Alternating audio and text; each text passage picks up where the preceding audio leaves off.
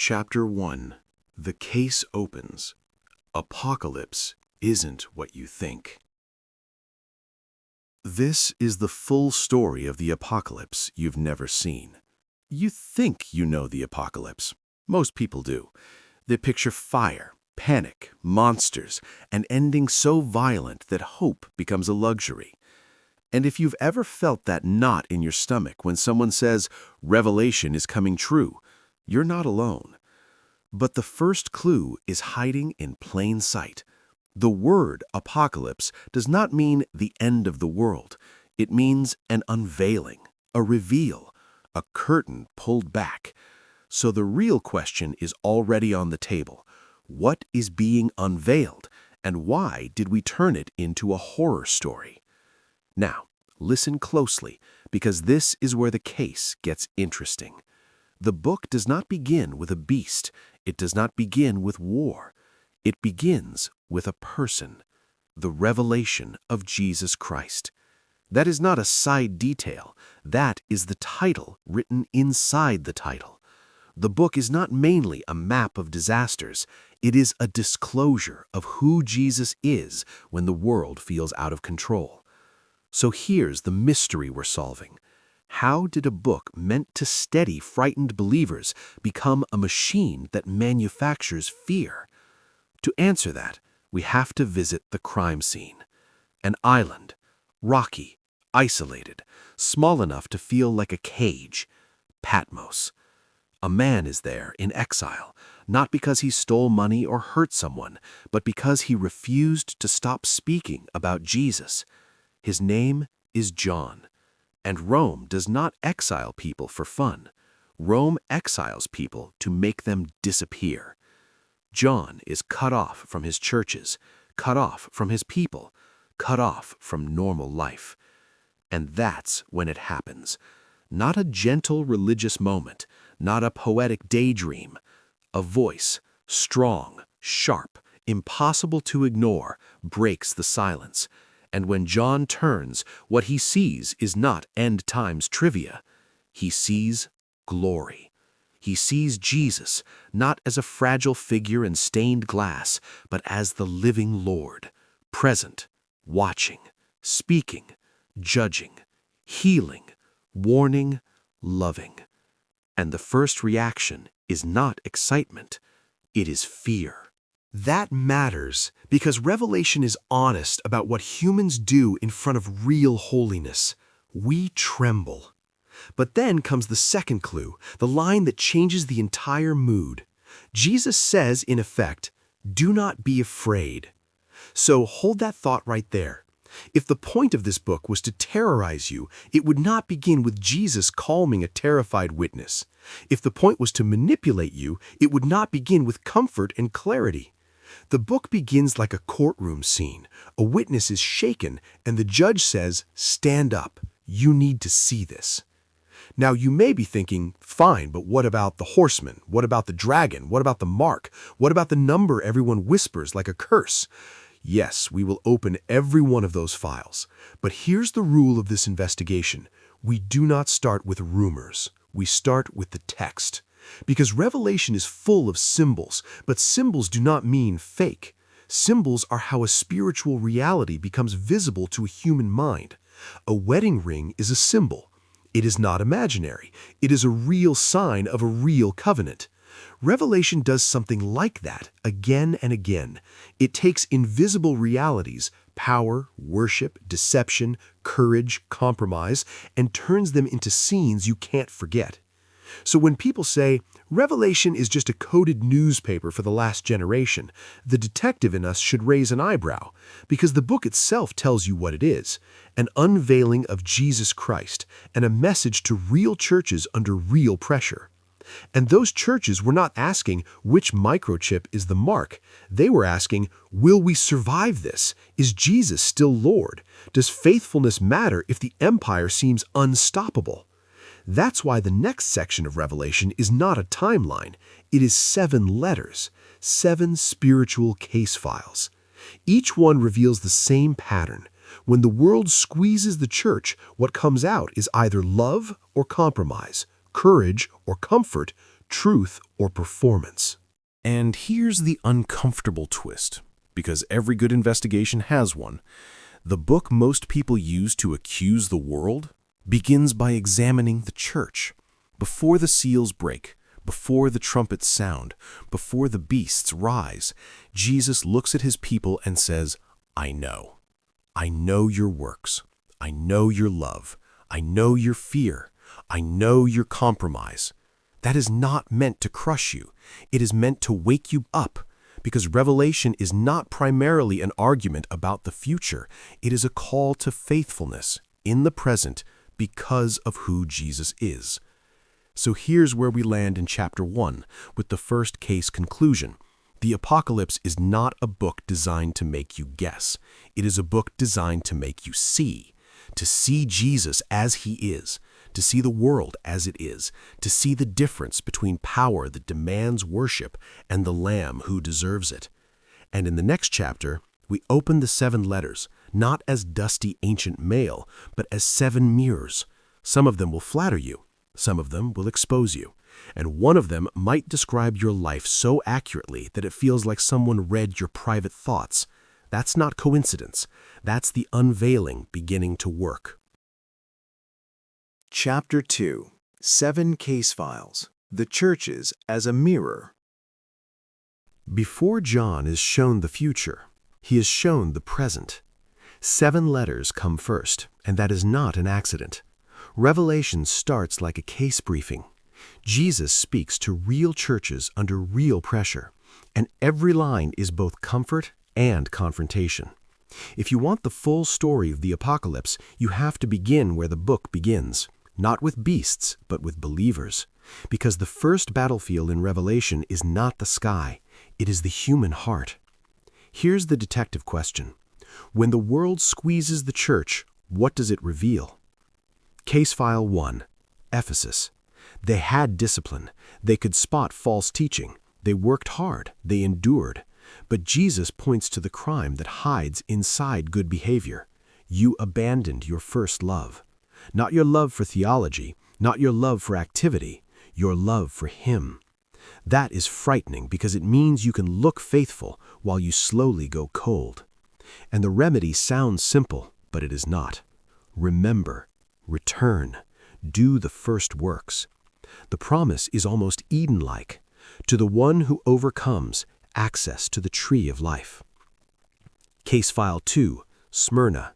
No rebuke, only a warning and a promise. You will be tested. Some of you will suffer. And then the line that refuses to let fear have the last word.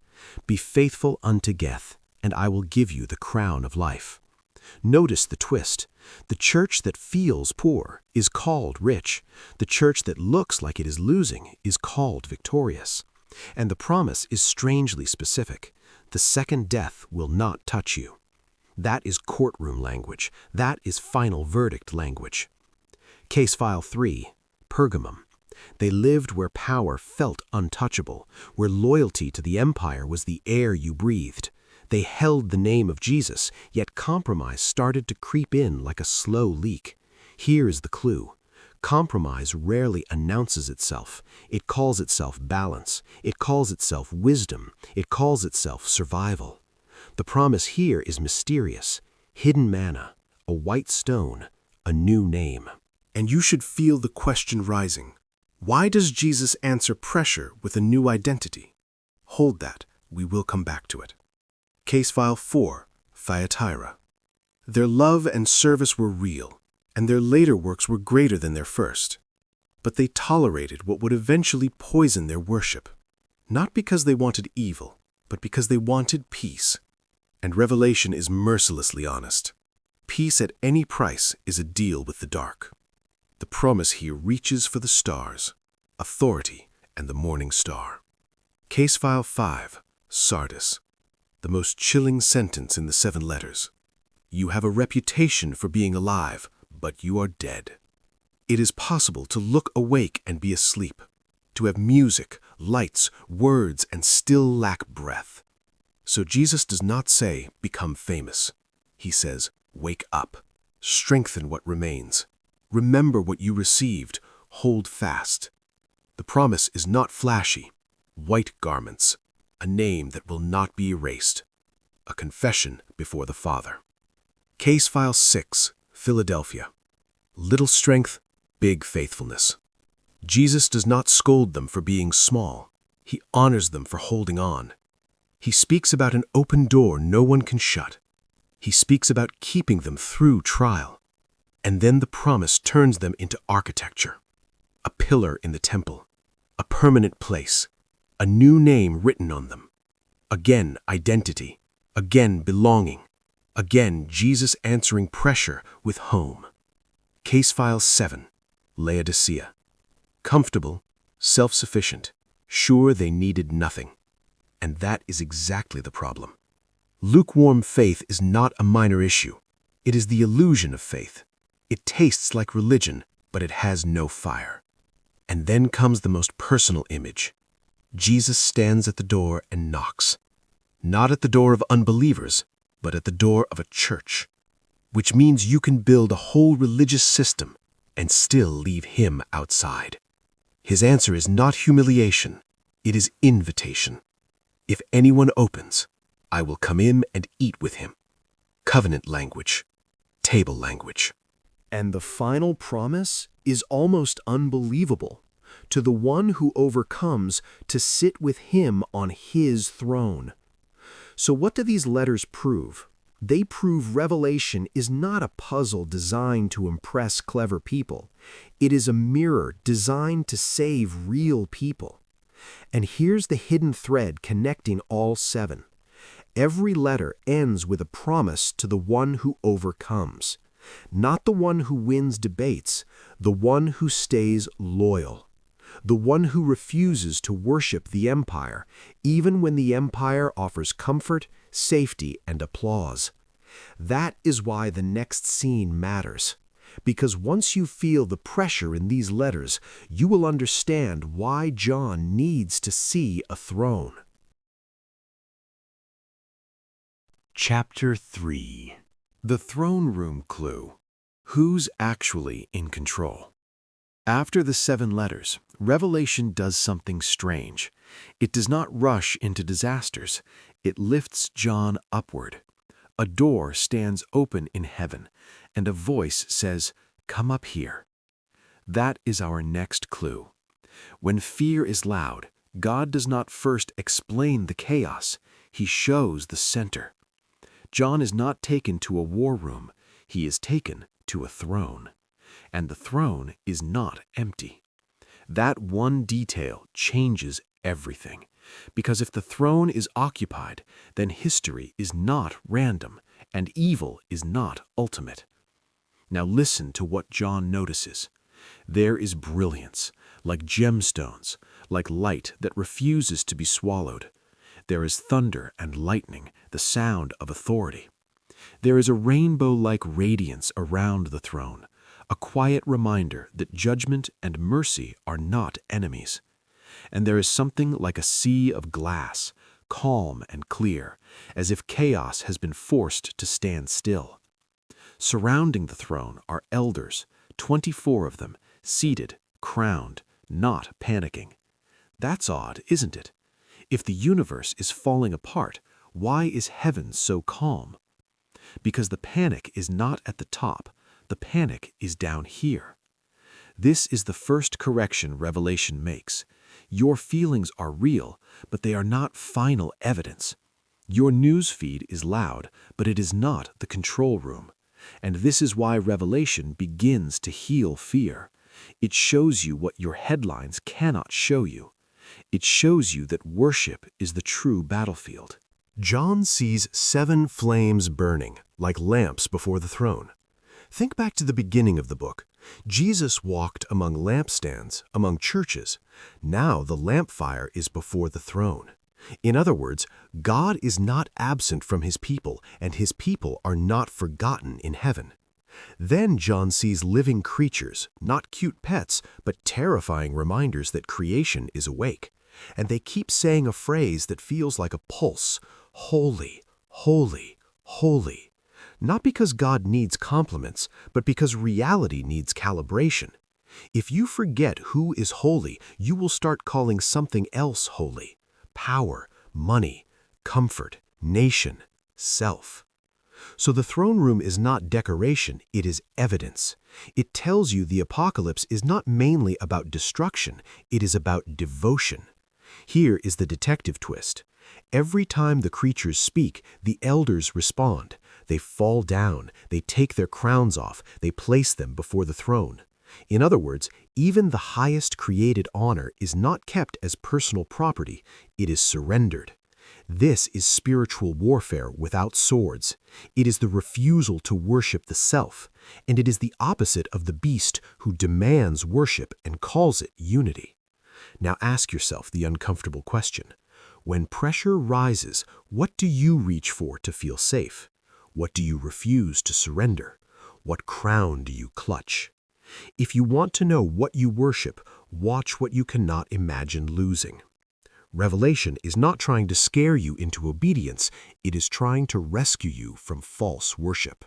And now John sees the object that turns the scene into a case with a deadline. In the right hand of the one on the throne is a scroll, sealed shut with 7 seals.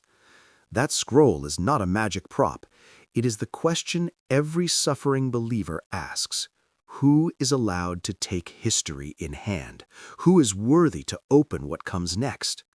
A strong angel announces it like a courtroom challenge. Who is worthy to open the scroll? And for a moment, the answer seems to be no one. John weeps, not because he loves drama, but because an unopened scroll means a closed future.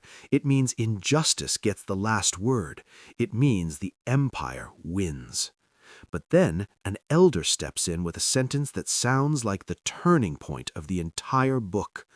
Do not weep. And the elder points to someone John does not expect. In the next chapter, we will name him, but for now, let the clue land. Revelation does not answer fear by saying, relax, nothing bad will happen. It answers fear by showing you a throne, and then showing you a worthy one who can open the story without breaking justice, mercy, or truth.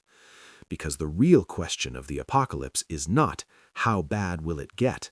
The real question is, who is worthy, and who will you worship when it does? Chapter 4. The Scroll and the Lamb, the key that unlocks everything. Remember the clue at the end of the last chapter? A sealed scroll, a courtroom question, and John's tears. Now the elder points and says words that sound like a verdict. Do not weep. The Lion of the tribe of Judah has conquered. That's the twist. John expects a lion, strength, teeth, the kind of force that can crush Rome in a day. But when John looks, he does not see a lion standing over enemies. He sees a lamb. Not cute, not fragile, but a lamb bearing marks as if slain, alive in the center of the throne. And right here, the whole book rewires your instincts. Revelation's power is never the empire's kind of power. It wins without becoming what it defeats. It conquers without worshiping violence. If you want the full story of the apocalypse, you must learn this vocabulary. Victory looks like sacrifice, and sacrifice is not loss when God is the judge. John notices strange details, horns and eyes, symbols of strength and knowledge, and the number is not random. 7 in Revelation speaks the language of completeness. The Lamb is not weak, the Lamb is worthy. And the Lamb steps forward and takes the scroll from the one on the throne. In that single motion, heaven answers the question the earth keeps asking. History is not ownerless. The moment the scroll is taken, the room reacts like a synchronized heartbeat. The living creatures fall, the elders fall. Worship is not a background soundtrack here. It is the evidence of what is true. They sing a new song not because heaven gets bored, but because a new reality has been declared. The logic of the song is simple and terrifying in its honesty. The Lamb is worthy because the Lamb was slain. In other words, worthiness is not raw strength. Worthiness is moral beauty. And the song widens the frame beyond one nation, one era, one political panic. People are gathered for God from every tribe and language and people and nation. That line is a corrective to fear-based religion. Revelation is not a private code for insiders. It is a public unveiling that pulls the whole human story into one courtroom. Then the worship expands again, thousands upon thousands of voices, not a vague cheer, but a focused confession. Power and wealth and wisdom and might and honor and glory and blessing belong where they belong. Notice what is happening. Heaven is not giving you a timeline yet. Heaven is giving you a center. Because once you know the center, you can survive the symbols. And once you see the Lamb, you can stop treating Revelation like a horror film and start treating it like a rescue operation. This is why the book is dangerous to empires. The empire demands worship and calls it unity. The Lamb receives worship and calls it freedom. Now, bring it down to your life. What do you call necessary that quietly owns you? What do you excuse because it keeps you safe? What do you serve because everyone serves it? Revelation keeps returning to this. Worship is never neutral. Whatever sits at the center will shape what you are willing to do and what you are willing to become. That is why the Lamb is shown before the disasters. God is not giving you fear first. He is giving you a compass. And now, the story can finally move. Because the scroll is not just a symbol of the future. It is God's plan for setting things right. And that is why the seals matter. When the Lamb begins to open the scroll, Revelation is not saying, here is a secret schedule. It is saying, here is what happens when holy justice enters a broken world. Some of it will look like judgment. Some of it will look like mercy. Some of it will look like both at once. And you are going to be tempted to read the next scenes like headlines. Resist that temptation. Remember the throne. Remember the Lamb. The next images are not given to satisfy curiosity. They are given to form courage. Here is the detective principle. The symbols are not there to confuse you. They are there to protect you from false interpretations of pain. Because if you think history is random, suffering makes you cynical. If you think evil is ultimate, fear makes you cruel. But if the Lamb holds the scroll, then even the darkest chapter is not outside his authority. That does not mean nothing hurts. John's tears were real. It means your tears are not evidence that God has lost control.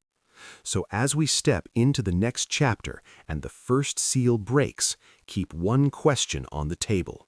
When the world shakes, will you interpret the shaking as proof that God is absent or as proof that the Lamb is opening what must be opened? Because the full story of the apocalypse is not about how bad it gets. It is about who remains worthy when everything is tested. Chapter 5. The Horseman. Headlines or symbols. The Lamb opens the first seal, and the first thing Revelation gives you is not a date. It is a picture, a rider, a horse. And instantly people want to turn this into a headline generator. Is this happening now? Is that leader the rider? Is this the year? Slow down. The book has trained us for a different move. Start with the throne. Start with the Lamb. Then read the symbols as moral x-rays, not fortune cookies. 4 riders appear, one after another, because pressure comes in waves. The first rides a white horse. He carries a bow, and a crown is given to him, and he goes out conquering and to conquer. Some faithful readers see this rider as conquest wearing a clean suit, a victory story that demands worship. Others have read him differently. But Revelation itself tells you what to do when you are unsure. Don't isolate one image. Watch the sequence. When the second seal breaks, the mood darkens. When the third opens, the stomach tightens. When the fourth arrives, even the bravest voice goes quiet. So here's the open question we will answer by the end of this chapter. Is the first rider good news or the beginning of a nightmare that looks like good news? Keep that question on the table. The seals are opening, and the Lamb is holding the scroll, which means the chaos is never the narrator. The Lamb is. Then the second seal breaks, and the second rider rides a red horse. Peace is taken from the earth, and people turn on each other. War is not only tanks and borders. War is what happens when the human heart decides that the other person is an obstacle, not a neighbor. And notice the phrasing, peace is taken. Something is removed, and the result is violence. That is how thin civilization can be when worship is wrong. Then the third seal opens, and the third rider appears on a black horse with scales in his hand. Scarcity, famine, economics as pressure. A voice speaks about measured grain and expensive basics, as if survival is being sold by the ounce. And then comes a detail that feels almost cruel. Do not harm the oil and the wine. Why would the text protect luxuries while the poor count crumbs? Because injustice often does not destroy everything. It preserves the comforts of the powerful while the weak collapse. This is not a random nightmare. It is a pattern you can recognize.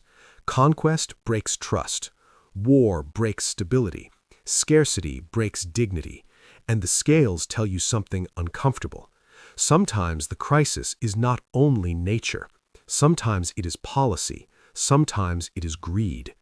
So, here is another question for the case file.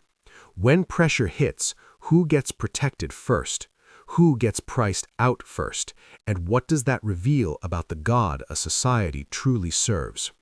Then the fourth seal opens, and the fourth rider appears on a pale, sickly horse, the color of something drained of life. His name is Death, and Hades follows close behind. And notice the boundary, because Revelation is precise. Authority is given to them over a portion of the earth, not all of it, a portion. Even judgment has limits when the Lamb holds the scroll. Death rides with familiar companions, sword, famine, plague, and the wildness of a world turning on itself. This is where many readers panic and miss the clue. The riders are terrifying, yes, but they are not thrones. They do not appear because heaven is confused. They appear because the truth about a broken world is being unveiled. Now go back to the question from the first seal. Is the first rider good news or the beginning of a nightmare that looks like good news? Watch the chain. The white horse is followed by war, then scarcity, then death. One faithful reading is simple. The first rider is conquest, the hunger for domination, the empire's victory that wears white and calls itself peace. It promises order, but it breathes blood. It offers control, but it delivers graves. Revelation is not telling you to become obsessed with identifying a person. It is showing you a force, a spirit, a pattern that repeats whenever worship is misplaced. And here is the comfort hidden inside the terror. The Lamb opens the seals. That means suffering is not proof that God is absent. It means the world is being exposed, and exposure is the first step toward rescue. In the next chapter, the question turns sharp. If this is what happens on the earth, what about the faithful who are crushed under it? Revelation answers that with the fifth seal, and it is not silence. Chapter 6. Trumpets and Bowls, a pattern of warning, not random chaos.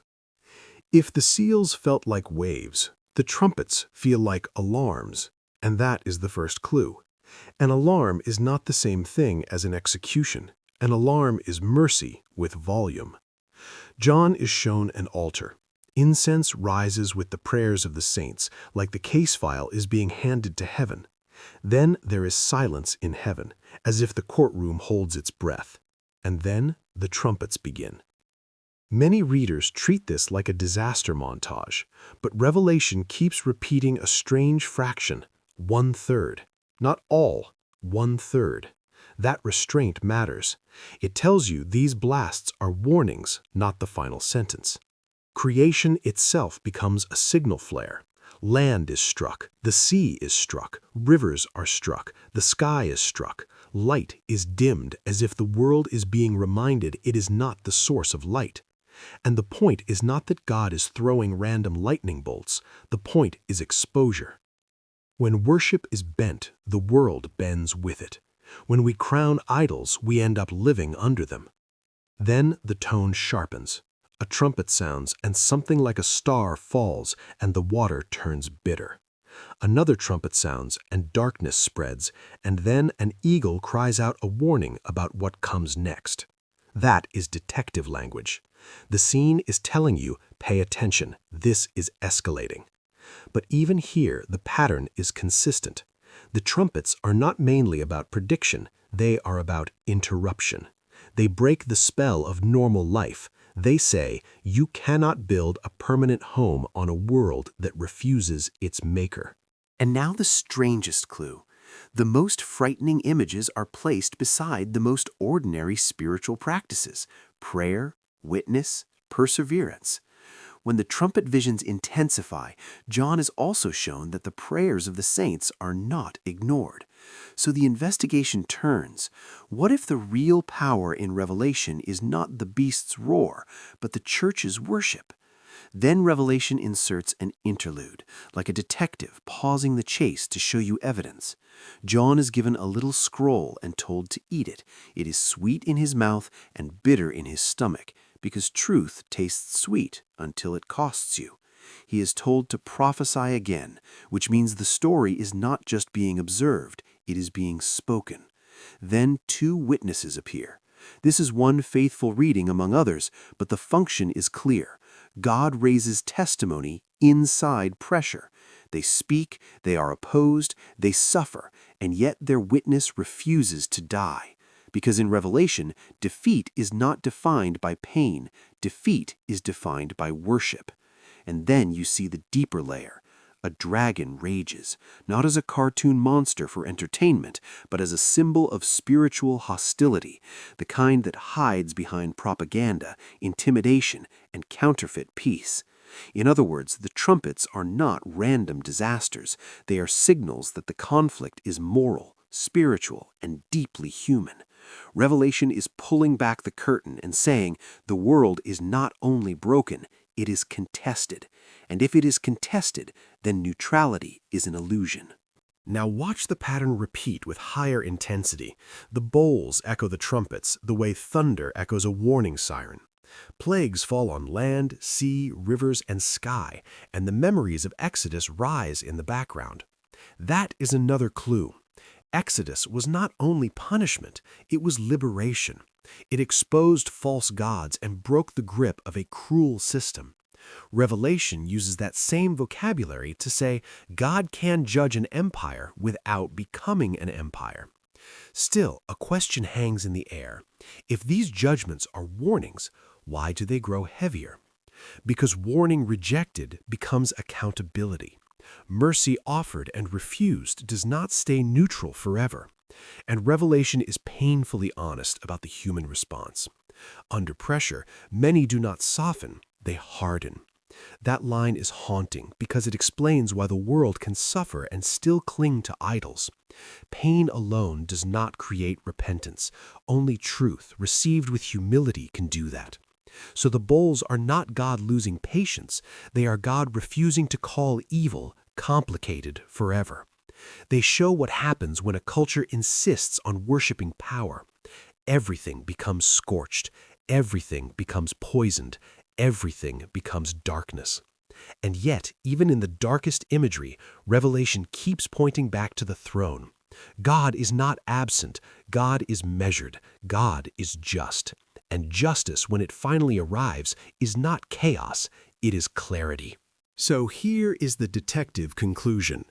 The trumpets and bowls are not there to satisfy curiosity. They are there to form courage. They teach you to read history with a moral compass instead of a panic reflex. When you see shaking, Revelation asks, what is being exposed? When you see collapse, it asks, what was being worshipped? When you see hardship, it asks, who is being crushed and who is being protected? And then it turns the light toward the church. If the world's idols are being exposed, will God's people stay distinct, or will they join the noise and call it faith? Because Revelation keeps insisting that the sharpest weapon is not volume, it is endurance. It is prayer that refuses despair. It is testimony that refuses bribery. It is worship that refuses to hand the crown to anything created. This is why the book shows the altar before it shows the upheaval. The prayers are not a footnote. They are part of the mechanism of God's justice. And this is why the Lamb is still the center. The Lamb opens what must be opened, and he restrains what must be restrained. Which means the frightening images are not permission to become fearful people. They are a call to become faithful people. In the next chapter, Revelation will name the forces that demand worship in the most direct way, not merely as disasters, but as powers with personalities. And that is where the investigation becomes unavoidable. Because you will not only ask, what is happening? You will have to ask, who is asking for my worship? Chapter 7. The Dragon and the Beasts. Power, Worship, Identity. After the alarms and the warnings, Revelation finally shows you the faces behind the pressure. Not because the book loves monsters, but because it loves honesty. John sees a dragon, not a pet, not a cartoon, but a symbol of spiritual hostility, ancient and intelligent. And the first clue is this: the dragon is furious, but not because he is winning. He rages because he has already been thrown down. In Revelation, evil does not panic when it is strong. It panics when it is cornered. That changes how you read everything. This is not a story where darkness slowly conquers light. It is a story where light has already judged darkness, and darkness lashes out on the way down. So the dragon does what a defeated tyrant always does. He cannot reach the throne, so he targets the people who worship the one on the throne. And that is why the conflict becomes personal. You are not only watching history, history is watching you. Because the dragon's strategy is simple. If he cannot destroy the Lamb, he will try to corrupt the witness of the Lamb. And Revelation is about to show you how he does it, through beasts that look like politics, religion, and culture wearing a mask. The first beast rises from the sea, the ancient biblical image of chaotic nations. It looks unstoppable. It demands awe. It speaks with blasphemy, meaning it claims what belongs to God. Here is the detective clue. The beast's main weapon is not violence. It is worship. People do not only fear it, they admire it. They follow it. They give it their trust as if it were salvation. And notice how Revelation describes its power. Authority is given. Even the beast is not self-made. It is permitted for a time. Then a second beast appears, rising from the earth. It looks gentler. It sounds reasonable. It performs signs. It sells a story. It tells people what to believe about the first beast. This is propaganda with spiritual language. This is counterfeit religion serving raw power. And now the picture becomes painfully modern. The beasts do not only demand your outward obedience, they want your inner agreement. They want you to say, this is good, this is necessary, this is normal. Because once your conscience is trained, your hands will follow. That is why Revelation calls the church to overcome. The beast is not merely a dictator you can spot from far away. It is a system that asks for ultimate loyalty, and then punishes anyone whose loyalty belongs to the Lamb. So the case file deepens. The dragon does not usually show up as a dragon. He shows up as a voice that says, worship this or you will be left behind. And this is where the story tightens into the question everyone whispers about. The beasts push toward a mark, a sign of belonging. Revelation describes it on the hand and on the forehead because actions and thoughts are both in view. This is not only about what you do, it is about what you give yourself to. Here is the crucial contrast. God also marks his people, not to control them, but to claim them, not to shrink them, but to make them steady. So the mark is not the first mark in the book. It is a counterfeit of the seal. And the point is allegiance. When worship shifts, everything shifts. Buying and selling becomes moral territory. Comfort becomes a leash. Participation becomes a test. Now, one faithful reading is that the details may express both spiritual reality and historical expressions in the world. But the text is clear about the core. The beast does not merely want your money, it wants your worship. And the number tied to this system, the famous 666, functions like a label on the file. Humanity exalted as God. Not completeness, but counterfeit completeness. Not the Creator's name, but a human name pretending to be ultimate. So if your imagination has been trained to hunt for gadgets, pause. Revelation is training you to hunt for worship, because the most dangerous idol is the one that calls itself normal. So here is the detective conclusion of chapter 7. The dragon is not the main character. The lamb is. And the beasts are not there to make you paranoid. They are there to make you sober. Revelation is exposing a recurring pattern. Power that demands worship. Religion that serves power. And a society trained to call compromise peace. This is why the letters mattered. The beasts do not conquer the church with one dramatic moment. They conquer by teaching the church to love comfort more than truth, to fear exclusion more than betrayal, to trade the first love for a seat at the table. So how do you overcome? Not by becoming obsessed with identifying a villain. Overcome by keeping the center. Overcome by refusing to hand your crown to anything created. Overcome by telling the truth without becoming cruel. Overcome by worship that stays loyal when the price rises. Because the apocalypse is not mainly predicting a collapse, it is revealing a choice. Who will you worship when worship costs you something? In the next chapter, we open the most disputed file in the entire book, the mark and the number. And we will be ruthless with rumors, gentle with consciences, and faithful to the text. Chapter 8. The Mark and the Number. What the text says, what we invented. This is the most disputed file in the case, and it deserves discipline. Revelation does not invite you to panic. It invites you to be wise. So we start with rules. We do not begin with rumors. We begin with the text. The mark is described as being on the forehead or on the hand. In the Bible's own language, that is not random anatomy. Forehead is what shapes your thinking. Hand is what shapes your actions. Scripture has long used this kind of imagery to talk about what you keep before your eyes and what you do with your hands. So Revelation is not only pointing at a surface-level label, it is pointing at allegiance that reaches mind and behavior. And here's the first correction that changes the entire conversation. The beast does not invent marking. It copies it. God also seals his people. God also marks belonging. So the mark of the beast is a counterfeit seal, a counterfeit identity, a counterfeit salvation.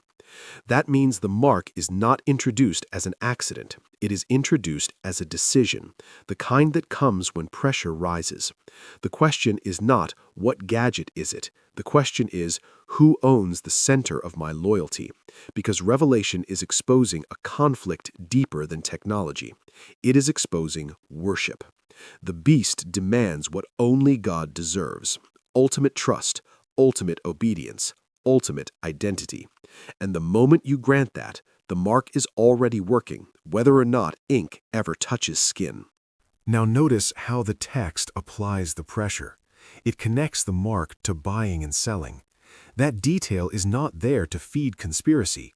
It is there to reveal a method: economic coercion. When a system can reward worship and punish conscience, it can train an entire culture without needing a sword at every door. The beast does not need everyone to love evil. It only needs everyone to comply. It does not only threaten with violence, it bribes with normal life. It says, just go along, just say the words, just take the badge. And Revelation is exposing how seduction works. When comfort is tied to loyalty, the soul is slowly trained to call compromise wisdom. This is why the book places the mark inside the larger scene of worship. The issue is not commerce by itself. The issue is commerce as a leash.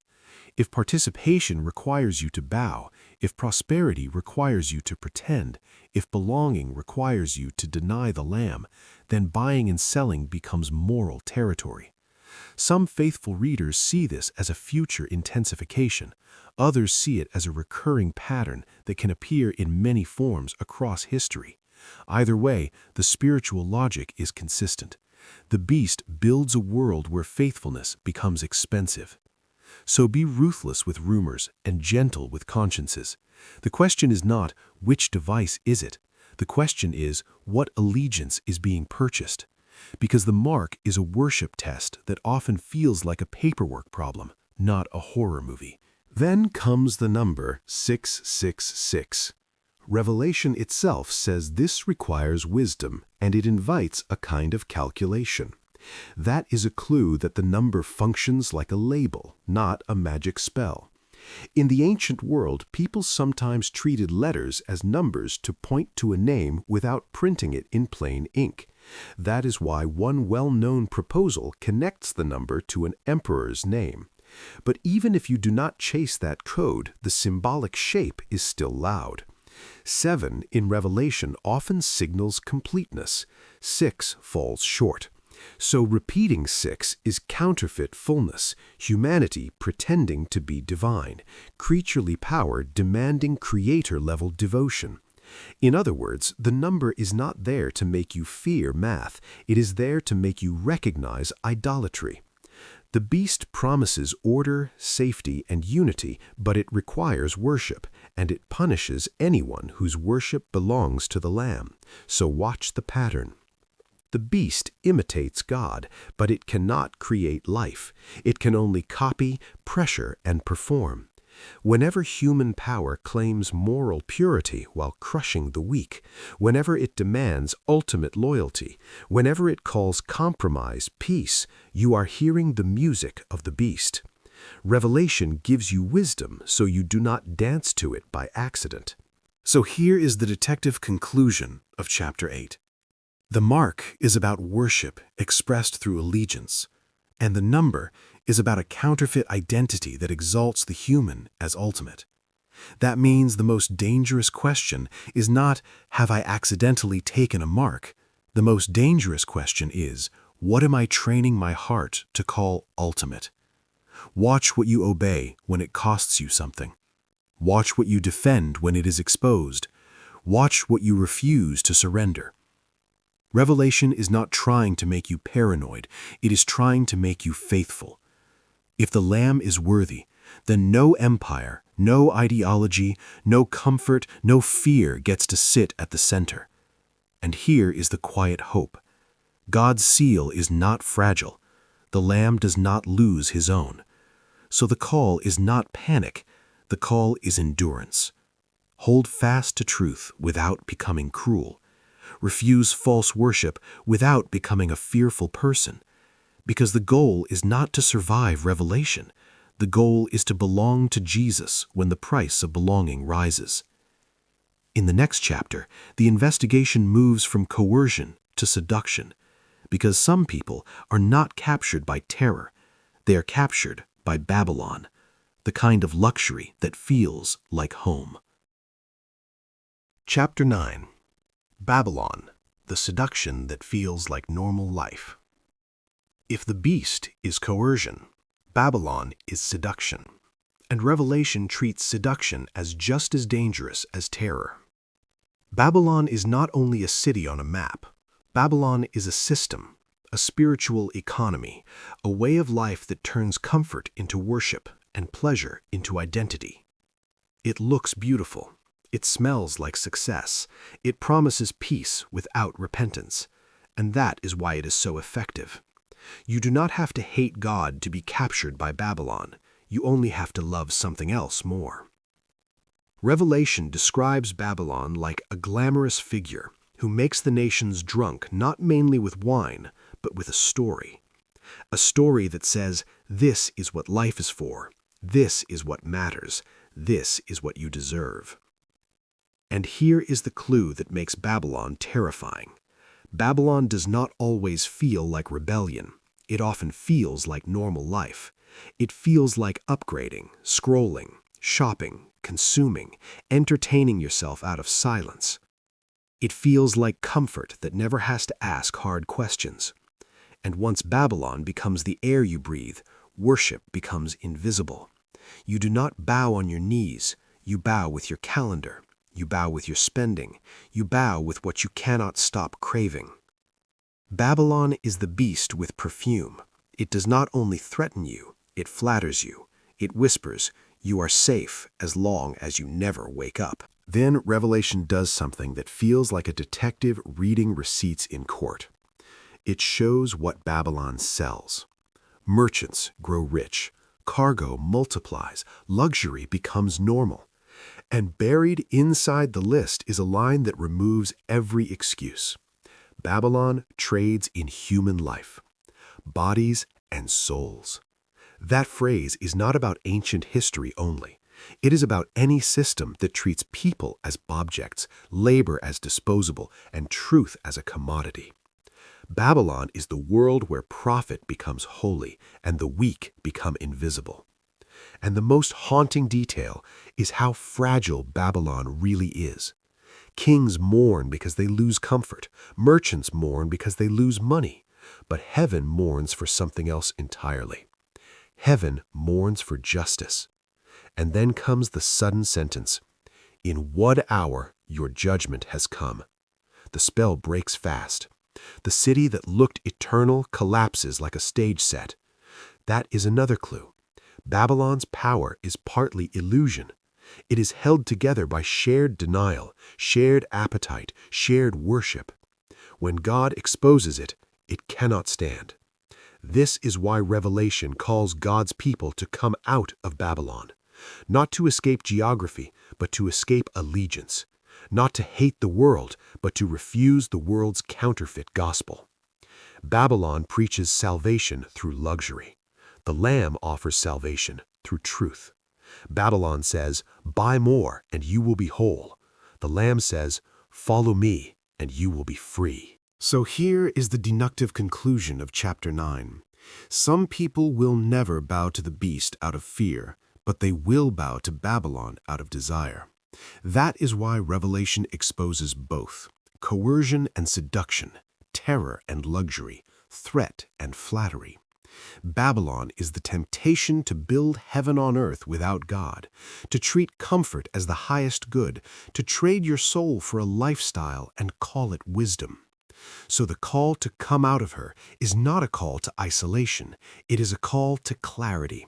It is a call to refuse worship disguised as normal. It is a call to let the Lamb recenter your life. Because if the apocalypse is an unveiling, Babylon is the veil. It covers the cost of sin with glitter. It covers injustice with convenience. It covers spiritual emptiness with noise. Revelation tears the veil, not to ruin joy, but to rescue joy from slavery. And now the story turns toward its final movement. If Babylon falls, what rises? If counterfeit worship collapses, what becomes visible? Revelation answers with a vision that does not end in ashes. It ends in a wedding. It ends in a city where tears are not recycled forever. It ends with God near enough to wipe them away. That is the full story the world rarely hears. Judgment is real, but it is not the last word. The Lamb is. Chapter 10. The ending most people miss. New creation, no fear. After beasts, numbers, and Babylon, Revelation does not end in smoke. It ends in light. It ends in a wedding, because the goal was never destruction for its own sake. The goal was restoration. John hears the announcement like a verdict that becomes music. The marriage of the Lamb has come. That is not a random religious metaphor. It is the promise that love wins without becoming cruel. And then the vision widens. John sees a new heaven and a new earth, not an escape from creation, but creation healed, not souls floating away, but a world made right. And the clue that changes everything is this: the holy city comes down. Down. God's future is not us leaving earth. God's future is God making his home with humanity. If you have ever treated Revelation like a book of fear, you missed its true ending. The unveiling was always pointing to a home where fear cannot survive. And now the words become almost unbearable in their simplicity. Behold, the dwelling place of God is with man. That is what Eden promised and exile shattered. Revelation says exile ends here. God is not far. God is near. God is with. And because God is with, something else happens. Tears stop being permanent. Then comes the line that many people quote, but few people let rewire them. He will wipe away every tear from their eyes. Notice the tenderness. God does not only remove pain, he personally wipes tears. Revelation is not just about cosmic events, it is about personal mercy. Then the text stacks promises like stones in a foundation. Death shall be no more. Neither shall there be mourning, nor crying, nor pain any more, for the former things have passed away. Former means not eternal. Former means they do not get the last word. And then God speaks from the throne again. Behold, I am making all things new. Not some things, not the religious parts only, all things. That includes the parts of you that feel beyond repair. That includes stories you thought were ruined. That includes a world that feels addicted to breaking itself. Revelation does not deny the darkness. It stares it down and refuses to call it permanent. And then comes a detail that feels almost like detective evidence. God says, "Write this down, for these words are trustworthy and true." That is a courtroom stamp, reliable, verified, final. The same God who sat on the throne while the world shook now promises an ending where the shaking cannot return. And in Revelation, that is not fantasy. It is the destination of justice and mercy meeting without compromise. John is shown a river of the water of life, clear as crystal, flowing from the throne of God and of the Lamb. That detail matters. The throne is not only authority, it is life. Then the tree of life appears again, the same promise that echoed in the first letter, and its leaves are for the healing of the nations. Revelation is not obsessed with destroying nations, it is obsessed with healing them. Then comes the sentence that feels like the opposite of everything we fear. No longer will there be anything accursed. No curse means no hidden poison in the air. No curse means no evil that keeps reproducing. And then the most intimate climax. They will see his face. The Bible has always treated God's face as the ultimate closeness, the ultimate safety, and his name will be on their foreheads. Not the beast's mark, God's seal. Belonging without coercion, identity without fear. The night will be no more. No lamp, no sun. The Lord God will be their light. That is Revelation's final recentering. The light you were looking for was never the empire. It was never Babylon. It was never your own control. It was God. So the full story of the apocalypse ends here, not with terror, but with worship without fear, not with guessing, but with seeing, not with escape, but with God making all things new. And now there is only one thing left, the invitation. Epilogue. The invitation. Choose the Lamb. So that is the full story of the apocalypse, the way the book itself tells it. An unveiling, not a horror movie. A revelation of Jesus Christ, not a playground for panic.